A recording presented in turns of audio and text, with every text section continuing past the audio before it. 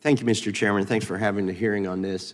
You know, I've been working on this for over a decade with my colleague, Mrs. Zoe Lofgren, and I was ecstatic a decade ago when we got an amendment passed to require a warrant, but somehow that got stripped out, and it's kind of like Lucy and the football and Charlie Brown. We get so close, or we think we've won, and then it gets pulled away. And I'll talk a little bit about the elephant in the room. One of our colleagues here who used to be for FISA reform is now the Speaker of the House and cast the deciding vote against FISA reform last Congress. We don't want to talk about that too much, but I'm going to bring it up because when he was asked why did he change his position, he said he learned some stuff in a SCIF.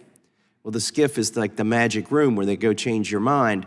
The problem with his story is I spent 3 hours in the SCIF with him. And when we pressed the CIA director and the director of national intelligence and the head of the FBI, all of them were in the SCIF, give us one example where you couldn't have solved the crime or you couldn't have prevented some mass casualty event because of a warrant requirement. They could not give us a single example.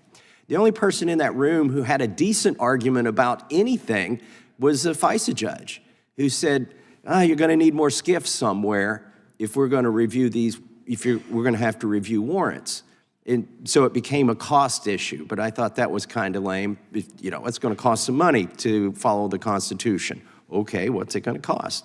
One of the things that Zoe Lofgren reminded me of is there's all these sort of loopholes where we're afraid if we do get our FISA reform, the intelligence agencies are going to use these loopholes to spy on Americans. And the one I want to ask you all about today, well, there's actually 3 of them, but one of them is Executive Order 12333.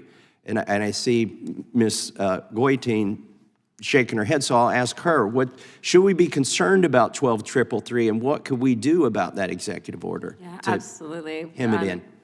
Yeah, so let me explain a little bit. As a general matter, FISA applies when the government is collecting information inside the United States or from US companies. If the government is collecting information overseas, it usually is relying on a claim of inherent authority as governed by Executive Order 12333 and various other executive policies. And this is a critical distinction because there are almost no legislative protections or guardrails for Executive Order 12333, and there is no judicial oversight. Now, this distinction between collecting here and collecting there might have made sense in 1978 because, you know, collection inside the US usually meant collecting on Americans, and collecting overseas usually meant collecting on foreigners overseas. As we all know, with the changes in technology, that has completely changed. Communications, other sensitive information is routed and stored all over the world. And in fact, the fact that foreigners' communications were being stored by US service providers in this country, and therefore the government would have needed to get a warrant for those before 702, is one of the reasons the government pushed to modernize FISA with 702. They just didn't address the other half of the problem, which is that Americans' communications are routed and stored overseas in ways that can, in some circumstances, remove them from the protections of FISA. For example, when the government collects information in bulk overseas, and it's inevitably pulling in Americans' communications. So Americans' communications are acquired incidentally. They are acquired as part of bulk collection under EO 12333. And the only safeguards in place are those that the executive branch has chosen to put in place. It will not shock you that those rules and procedures are much more lax. This isn't the answer I wanted. I wanted you to tell me we shouldn't be concerned about Executive Order 12333. Sorry, you called on the wrong witness. Another loophole that we've identified in the Weaponization Committee was the Financial Privacy Act of 1978. Which is one of those bills that did the opposite of what it was the name of it was. It created a loophole that allows the government to get bank records without any warrants or anything. Is anybody familiar with this? Yeah, yes, I am. And I would say there's the concern, overarching concern I have is you have 1978, you have 1981 on 12333. We didn't have the ability to collect the data that we do today, nor the access to it. It was a very different government that we were talking about back then when those executive orders came out.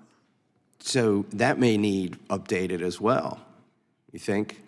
Absolutely it does. Because we identified where they've been using it recently, and a lot of this stuff actually comes through whistleblowers. This, just in closing, I'm disappointed that our committee didn't find the Arctic frost, the spying on the senators, and it wasn't we're responsible for oversight. We couldn't even find them spying on us. It was a whistleblower. And so I think we need to tighten up our oversight over these committees. With that, Well, we did find that they were spying on the Speaker of the House and members of this well, at least one member we know of this committee. and just one more thing before we close. I know we got some, I would prefer to fix the law for everybody, not for members of Well, I Congress. totally agree. But one of our colleagues was very vocal about making sure it was fixed for members of Congress. But the fix was to report the spying to the Speaker of the House and maybe a couple chairmen of committees. Why not report it to the person that was spied on, the member of Congress? That's my concern. I yield back. That's why we did the non-disclosure order, Indio Fairness Act that we passed out of this committee to help with that in that regard. The gentleman from Colorado is recognized.